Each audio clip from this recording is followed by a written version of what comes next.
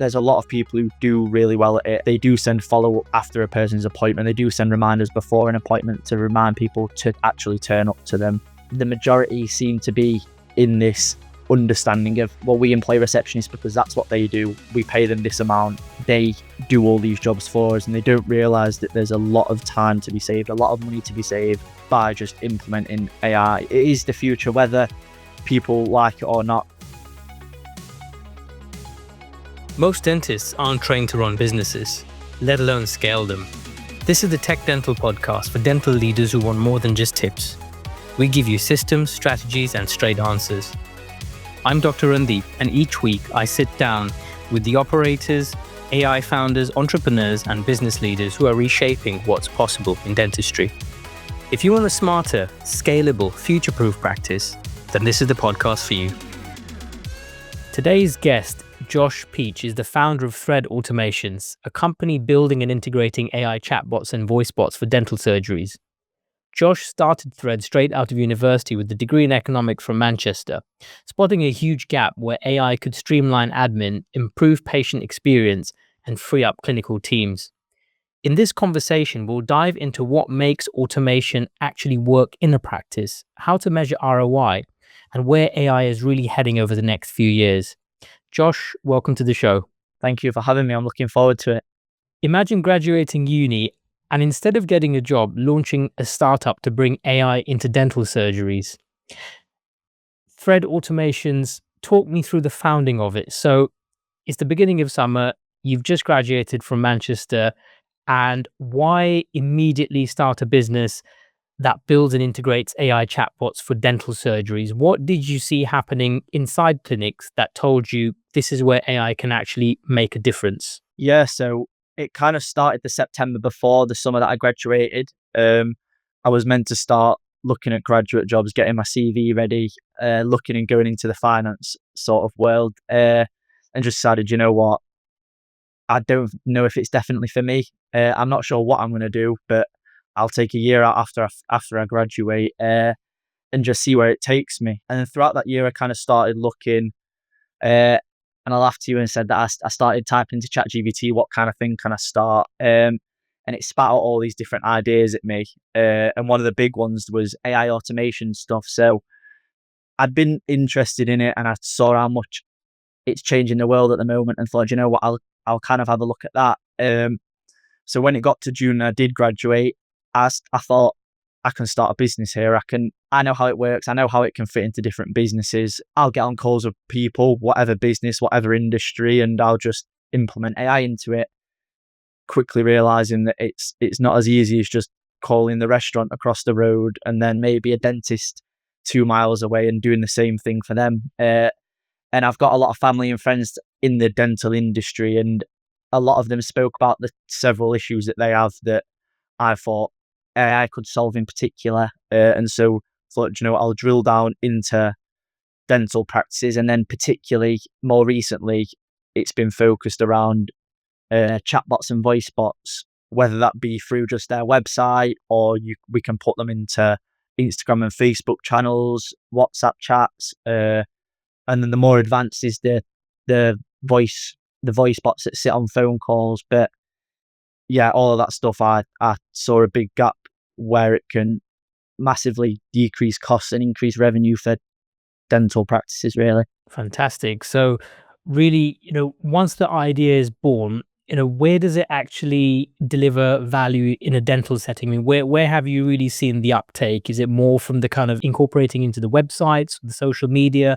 And just for our listeners who may not know, just kind of give us a bit of a definition about kind of what's the difference between a chatbot and a voicebot. Yeah, so a chatbot's the thing, you'll see them on quite a lot of websites now that all sit in the corner of a website, and depending on how you build it, it can pop straight up when you enter their website.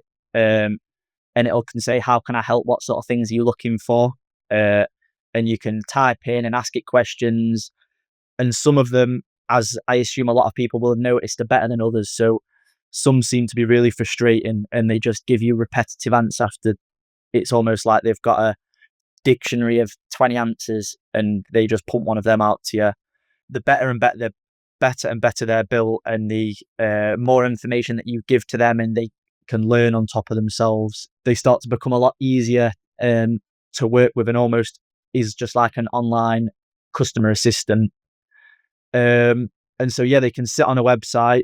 They can sit on people's Instagram DMs, on their messenger channels. So if people have customers that want to message them via messenger, they see them on Facebook and are interested in a certain treatment, for example, they can go into messenger, and rather than relying on your team on reception to have to look at emails they're receiving, Instagram DMs they're receiving, Facebook messages they're receiving, WhatsApps they're receiving, they can have a bot that will answer as much as possible about whether it's an random FAQs, different types of treatment, booking appointments. It will answer as much as possible, and if worse comes to worse, they can't solve the issue of the customer, it will very easily then pass it on as a query to the team, who can give that customer an email, or they can give them a call and solve their thingy further. The difference with a voice bot is that, as you can imagine, you have a reception team that, however many that may be, 2, 3, 4 different people sat on reception who are receiving numerous phone calls every day. And a lot of them, as I can imagine the dentists know, are just simple questions or simple booking. A customer calls up and they want to book an appointment. It's a 5 or 10 minute phone call. The customer, they give their name, the contact details, maybe if it's not already been given, what they need to be booked in for, and it's taken up a massive chunk of the receptionist's day. And these voice bots are so clever now that they've almost been taught. They sound human-like, and their response times are so fast, and they're even able to pause naturally like a human would do. They can handle interruptions like a human would do, and they can answer up to the bare minimum. They can answer 5 phone calls at once, and both of these things, the chatbots and the voice bots, work 24/7. So if it's 8 o'clock in an evening and the practice is closed and someone wants to call up to book an appointment for 2 weeks' time, you are not losing out on that lead. You're not missing any sort of customers at any point in the day. Fantastic. So it's kind of it helps with the triage, is what I'm hearing. That kind of collates a lot of information from different platforms and triages that. But then what you mentioned is quite important, that if it's something that it would need to escalate for the management or the owner to actually take care of themselves, so it will actually highlight that and escalate that, so then the humans can take over. You probably appreciate most practices, they're juggling calendars, CRMs, clinical systems. Where do you see the biggest friction in integrating automation, and how do you kind of overcome this without overwhelming the team? Well, I think that's where you, as a business who's implementing it, come in. You can, when you onboard a client, you ask whether it's the receptionist, the issues that they have, or the dentist themselves, what kind of issues they have. You get an onboarding form, and particularly for the chatbots and the voice bots, we have a big data source. So if there's certain FAQs that a dentist would like to be answered. So I remember laughing to a family member that they'd receive phone calls all the time. Someone had come in and had their teeth whitened, and they're getting 2, 3 phone calls saying, my teeth are really sensitive, what can I do, sort of thing. And it's time taken out of the receptionist day. If they're asking the dentist what can I say to them, or they're coming back into the practice just to have a 40-minute appointment, and all that seems to be the issue is just their teeth feel sensitive, the dentist can actually give answers if they can confirm answers that they're happy giving. For example, someone calls up and says, my teeth are really sensitive, I've just had them whitened 2 days ago. A dentist can say, our dentist Jack suggests using Senstein, rubbing it here, putting all these different things. If it continues in a week, give us a call back and we can book you in for an appointment to see if there might be any other issues. And so not only is it going to sit and help with the CRM and help book appointments in an orderly fashion across all the several different channels, it can answer so many questions that save not only the receptionist but also the dentist time. Fantastic. So I mean, voice bots, you mentioned the voice bots are newer than chatbots. Chatbots have been there for some time. I think you may have already answered this. So I think people have this, they have this kind of inkling that, a voice bot is going to sound quite robotic and people can tell. But what you're really saying is that they're a lot more natural now. So you don't get this awkwardness. So somebody's patient kind of calling up. Would you say it's there yet where they cannot tell at all that it's a voice bot, or is it almost there? What is the how natural is the language, and how natural are the responses? Yes, it's very dependent on, I suppose, the sort of platform that you're using to implement them on. Some can be very, very generic, sound really robotic, take 4 or 5 seconds to answer every single question. And that's when I totally understand that a dentist might be a bit reluctant to use it, because if I was a customer and I called up, if you've got an issue that's quite urgent, for example, you want to feel as though you're being treated with a matter of urgency, not being passed through a voice bot that's been told to ask you 20 questions before passing you to a real human. And that's a big thing that's what's been improving with them recently. So the particular voice bots that we build, that they can process the information that's been asked, push it through the system, convert that back into a language within less than half of a second. So that whole system goes from question being asked back to the answer being given in that less than half second. And I know I just said about it, but they're so clever now that they can, if someone interrupts them while they're giving an answer, they know they can stop.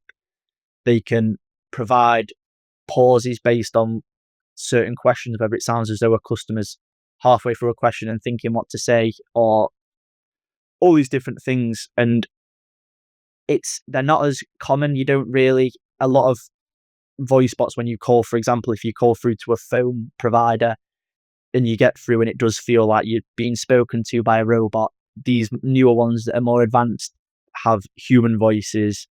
They are trained on answers. So if an answer comes in and it spits an answer out and the customer seems to be happy with the answer and it's positively fed back, then it'll learn and learn and learn and continue to learn. So that the more these things are used, the more advanced they become and they can build on top of themselves. And that's a big thing anyway, because of course it's 2025 now. For a good few years, AI has been advancing rapidly, but for my business model in particular, we work with companies on a retainer basis. So we obviously have the initial setup, but then month by month work to improve the bots. So whether that be a company suddenly starts receiving a massive influx of phone calls, but the plan that they're on only takes 8 calls at once, we can move them to 15 calls at once, 30 calls at once, depending on the size of the company. And of course, as the voice bots, which is going to happen, continue to get more and more developed, they'll sound more and more human-like. And like I was previously mentioning, they have to be very good at being able to pass through to the real human quickly if that's the necessary step. And what about actually cloning the voice of the actual dentist or the practice receptionist? Is that possible to kind of make it even more human, so you can actually take the voice, clone that, and use that in the voice bot? Is that something that's possible? Yeah, so I've looked into it because I've been interested. I remember when I was doing some, and this was more to do with chatbots, but I was interested in, because I was looking at different dental websites, trying to see how many of them actually had chatbots implemented. And I noticed that a lot of them had the face of a dentist. They didn't come up with like an avatar figure, so they come up with the face of a dentist. And when you open the bot, they come up with the name of the dentist. And so it sounds as though you're speaking to them. And I thought it'd be interesting to see whether you can implement the dentist's voice into the thing. And so at the moment, I've not found anything that does it really well, because I think it's hard for the technology at the moment to map a few sentences onto every single word that it can give back to the customer, if you know what I mean. But 100%, I reckon within the next 6 to 12 months, it's almost guaranteed that you'll be able to speak 500 words, for example, into a bot, and then that can develop a voice that it replies from. Because as you can imagine, being a dentist yourself, if you're in Sheffield, where I live, and you are speaking to a voice bot and it sounds like someone with a South Yorkshire accent replies, it's a lot more comforting than if someone with a totally generic non-accent replies. It does feel a lot more roboty. So 100% within the next few months, I've been looking, but definitely I think within the next 6 to 12 months that would hopefully be a possibility. So definitely, may not be there just yet, but watch this space. But and yeah, I second that. I think if you can tailor it so the patients get used to a specific dentist, it gets used to the people there, and that's part of building the rapport, especially with nervous patients. So yeah, I think if you can kind of tailor it where they feel like they're being spoken to by people they actually recognize the voice of, I think that'll be a great step forward. And let's move on to kind of ROI. So you mentioned kind of saving the time, and all the time does add up, and that's one measure of success, or one of the measures of ROI. How should a practice owner or CFOs, if they're implementing this in a group of practices, how would you measure success with automation? I mean, what KPIs matter? I think a lot of it's highly dependent on why a practice might want some. So private practice that specializes in Invisalign, for example, might be looking at regeneration of leads, being able to answer calls and book more appointments, or there might be some that are more of your generic dentists that do NHS and private treatments that are looking for FAQs to be answered more easily to save receptionist time so they can speak to customers that have come into the dental practice, so they can manage different things around the practice. So it's highly dependent on practice, but that is something that we speak about with the dentist before they start. So if a dentist says that we employ 5 receptionists, it costs us X much per month, and we can look and say, well, we can build you a voice bot that can answer 5 phone calls at once. It's going to cost you this amount.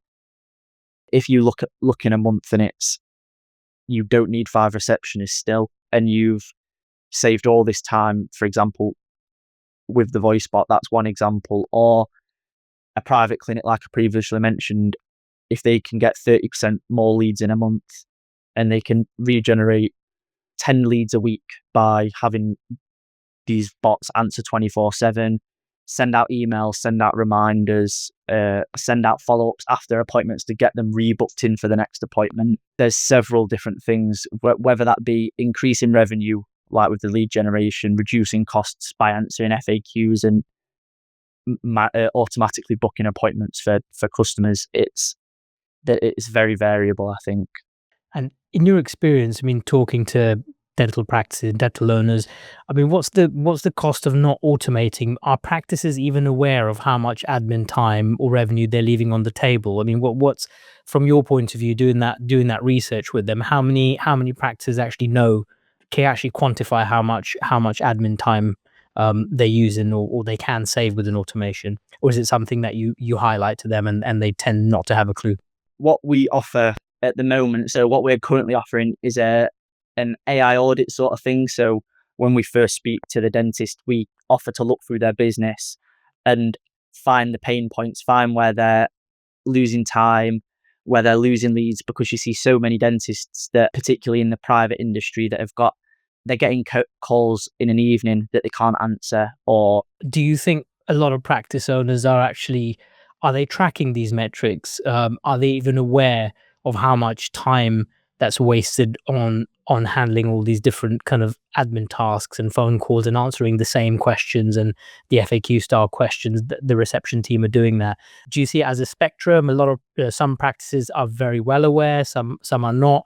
What's the general consensus? So do you feel at the moment a lot of practices are just not tracking these things? I think, unfortunately, not enough practices are tracking them. I think the methods that the practices have followed for so many years now are so set in stone that it's almost a normality to employ receptionists that answer the phone all day, answer these FAQs, book appointments in for treatments that might not be the most valuable treatment that they could be getting booked in for. So dentists are spending time on a checkup or just a very minor issue that could be solved so quickly if the things like the voice bots have been taught correctly and know how to answer and help these patients before getting them in the treatment room. So it is a spectrum, like you say. There's a lot of people who do really well at it. They do send follow-up after a person's appointment. They do send reminders before an appointment to remind people to actually turn up to them. The majority seem to be in this understanding of, well, we employ receptionists because that's what they do. We pay them this amount. They do all these jobs for us, and they don't realize that there's a lot of time to be saved, a lot of money to be saved by just implementing AI. It is the future, whether people like it or not, because I know something like dentistry is an industry that's been going on for so long in a certain way, so it's hard for people to look at new things like AI and think it's a good thing to implement. But I think in 5 years, people will look stupid if they've not implemented it by then. So why not get ahead of the curve now and start saving yourself revenue, start saving yourself costs, and generating more revenue earlier on. And that's the, yeah. I mean, as you mentioned, it's not, AI is not going anywhere. It's just accelerating. So you really see it as not kind of a temporary advantage, but really something that practices will really need to use to stay competitive in the future. That's kind of what I'm hearing from yourself and a lot of people in the industry. And as it's moving so quickly in the AI world, I mean, what shifts are you tracking that could genuinely reshape day-to-day operations for practices, kind of beyond the communication side of things? Is there anything else where these kind of chatbots or voice bots could help kind of, out of hours, or help kind of triage things when maybe the practice is closed, traditionally, if it's closed during the working hours? Yeah, so obviously you have the chatbots that sit on the different platforms. So I imagine that most dental practices at the moment have a website, for example, that you can book an appointment through, whether that's by calling up the practice or by, some don't even have an ability to book online. So that's the first step that some people need to take. A lot of them, you have to call the practice, get booked in, because the systems, they're just spread out. It's like, and you have to have a human that connects all these different systems up. But in the future, imagine a business can have a website, an Instagram DMs channel, a Facebook Messenger channel, a WhatsApp channel, all these interlinked.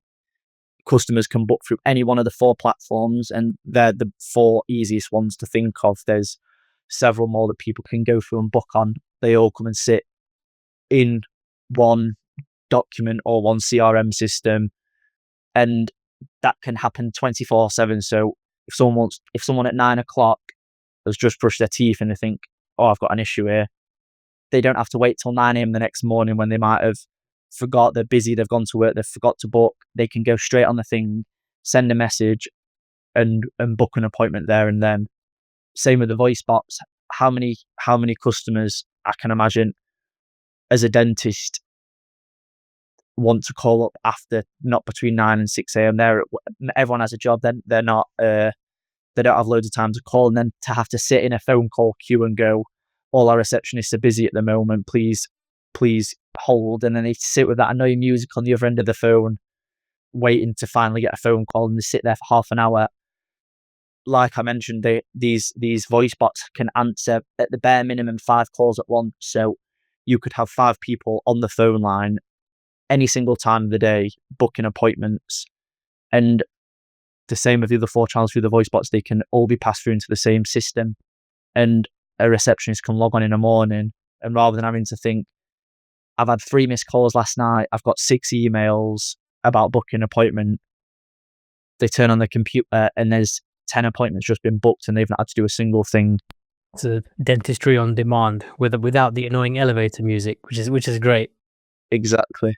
And I mean, what's the onboarding look like? I mean, if you're advising, say a group of practices, so you've got a practice owner and they own multiple practices, what's your roadmap for adopting automation? I mean, what's the onboarding like? How long does it take to implement? And how long would it kind of take to then map from, how scalable is it from kind of say one practice to like several practices within the same group structure? Like I said, about with an admin, an AI audit, sort of thing. So we can look through, because a lot of practices do have really good systems that will request a customer to leave a Google review, for example, after their appointment.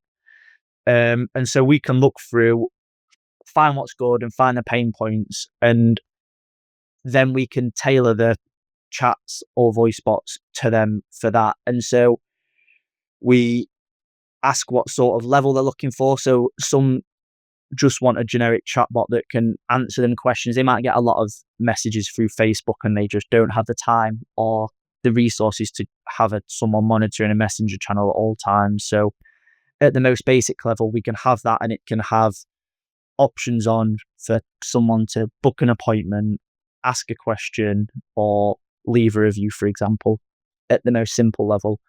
Or we can go as complex as having a voice bot that has been taught and has been given questions and answers based on what the dentists have given. And so, like I said, when a dentist can give an answer that they are happy with and they can confirm, that might save them time, we can push questions through to some of the language models like ChatGPT, like Claude, that can learn and be taught on top and be almost taught on top of itself, to constantly develop and give more complex answers based on how much information is given. And we can review these answers month for month, say, yes, this is a good answer that you've given, this is a bad answer, this is a good answer, so on and so forth. But all of that is about asking the practice managers or the dentists questions about where do you think you are struggling the most, because 100% it's not an easy thing to do for a business that's never had any sort of AI implemented into their business, to suddenly start trying to explain what natural language processing is, or that we're going to have a bot that's going to pump and give the customer's question into a language model. It's going to process that and pump it back out, and you need to answer us this many questions, and we can teach it on that sort of model. So finding their pain points and also their knowledge level and sort of matching them both together to kind of find them an offer, and then giving them an onboarding form that asks them the most basic questions, and we can add on more complex questions based on what sort of model they're looking to implement for their business. That's awesome, Josh. That's brilliant. And to our listeners, if you enjoyed today's episode, make sure you hit follow on your podcast app so you never miss an episode. For more insights on AI, business, and the future of dentistry, head over to techdental.com and join the growing community of dental leaders who are embracing innovation. Remember, be bold, keep learning, and scale with clarity. Thank you for listening. I'm your host, Dr. Randeep. Scaling a business isn't a dream, it's a decision. This is the TechDental Podcast. And if you found value today, follow, share, and subscribe. This is the edge every dental leader needs.